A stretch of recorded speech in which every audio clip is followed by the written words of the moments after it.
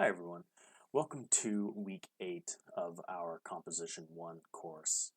This week we are going to focus on peer review and then revising and editing your draft of Writing Project 2 so that it's ready for submission. One real quick piece of feedback that I have for you before we talk about peer review is something that I get told a lot from my students when it comes to peer review is that they want to receive critical, constructive feedback. I know sometimes students are worried about, hurting another person's feelings or, don't feel like they are a good enough writer themselves to, really provide good feedback on peer review.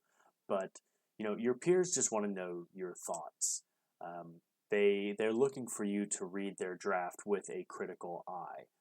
I've never really had a student voice that that someone was too critical or they felt like someone was being mean.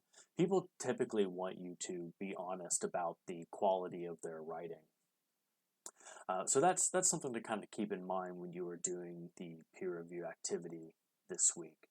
As long as you are phrasing your criticism constructively, you have the writer's best interests in mind, then you're probably going to be fine.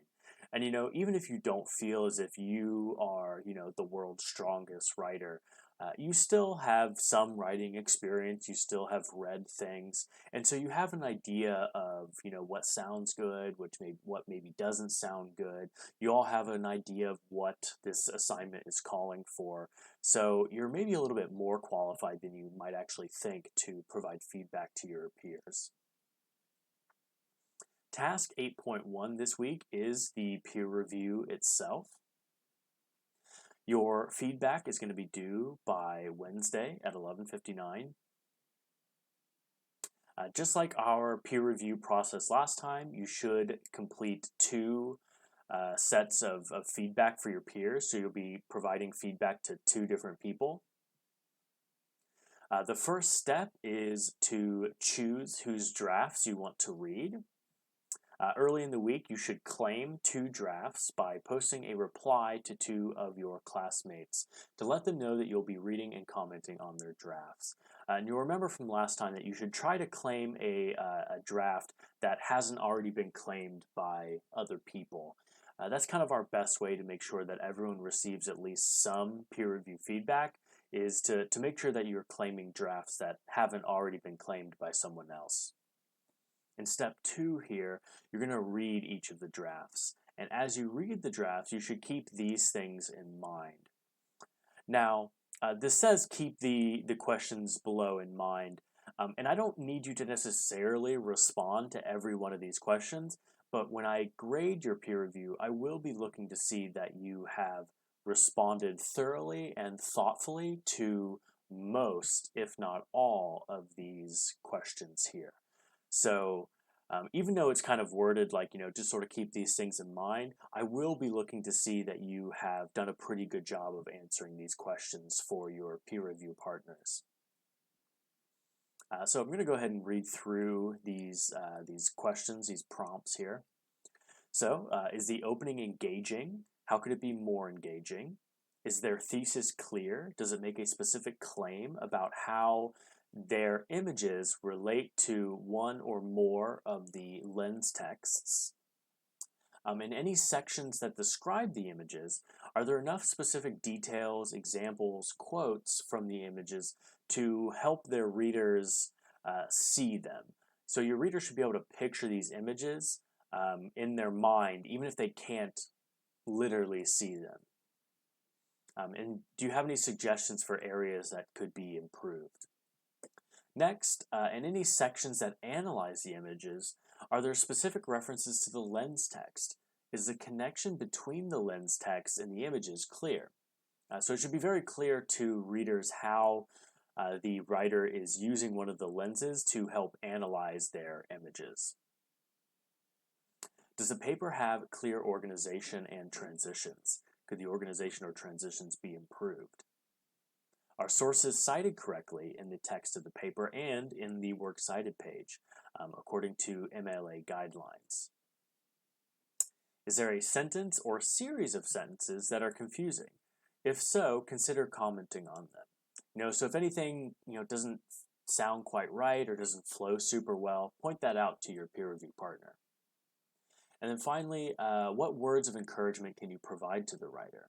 And if you have any tips from the field guide that you have managed to kind of glean from your readings, feel free to share those as well. Have you come across a section or an idea from the book that might be especially helpful to your peer? And then step 3 here, when you're finished reading, write a detailed response to each author, giving praise for what they're doing well and suggestions for improving the areas that need some work. You can type your response directly into the thread on the appropriate discussion board, or if you would like, you can make a video very similar to this one in which you talk through your feedback to your peer directly. And there's some instructions below for how to do that. In task 8.2, you're going to be revising and editing your work. As you complete your draft, you should do a final editing check to catch any sentence level mistakes. So things like grammar and punctuation, spelling, capitalization, those sorts of errors. And a tip here for you, as you are editing, ask yourself whether you are appropriately qualifying the assertions you make about your images. This video below will talk you through how to qualify something. To qualify an argument or qualify a claim or an assertion means to limit it in some way, to acknowledge that your claim may not be 100% true in 100% of all circumstances. Very rarely in life are we completely accurate about something all of the time. So qualifying a claim usually involves saying things like may, probably, sometimes. And actually, I talked about this in last week's video, I believe, about how, it was a video on developing a thesis statement. In your thesis statements, you're not making broad claims about all images or all advertisements or all companies. You are going to qualify your claim. You're going to limit it to the images that you are specifically looking at. In task 8.3, you're going to do a kind of self-reflection, taking stock of your work activity. After you've received peer feedback and revised your draft, please write out answers to these questions. First of all, I'd like you to write a head note for your paper. A head note is a one paragraph about the author piece. In this case, the author is you. You should write about yourself in third person. So not saying I or me, you use your name. And tell readers something about yourself as a writer. And be sure to explain your connection to or interest in your specific images that you chose. So I imagine that most of you have a reason for why you chose those images. They mean something to you, or you found them interesting, or they somehow connect to you in your life. So you can talk about that a little bit in your head note. Number 2, how did your peers influence your writing? Through peer review, through discussions, and so on. Number 3, are you pleased with how your paper turned out overall? Why or why not? 4, what did you learn from writing this paper and working on this unit of the course? How do you think this learning can or will transfer to future writing that you'll do? So in other words, the things that we did in this unit, how might they help you out later on, either in college or at your jobs, or even just life in general? 5, look back to your writing project 1, taking stock. This is in week 4, where you should have identified a habit of mind that you wanted to work on in the course.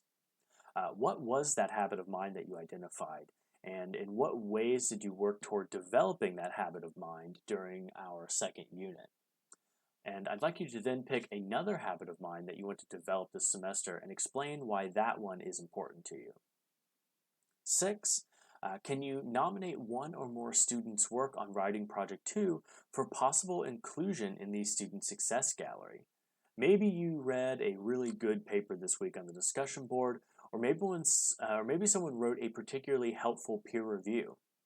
Or maybe you saw a helpful post on an earlier discussion board in this unit. Or maybe you think your own work should be considered for the Success Gallery. If so, let me know and explain why you think that work should be considered. Because I'm always on the lookout for good examples of students' work that are helpful, have the potential to help future students out. And then finally, for 7 here,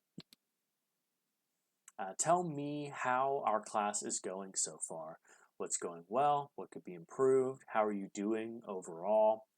And especially consider, the things that we're all kind of going through right now. And be sure to let me know if there's something that you think I can help with. And finally, you are just going to submit your work. For our first submission here, you're going to be submitting the writing that you did for task 8.3.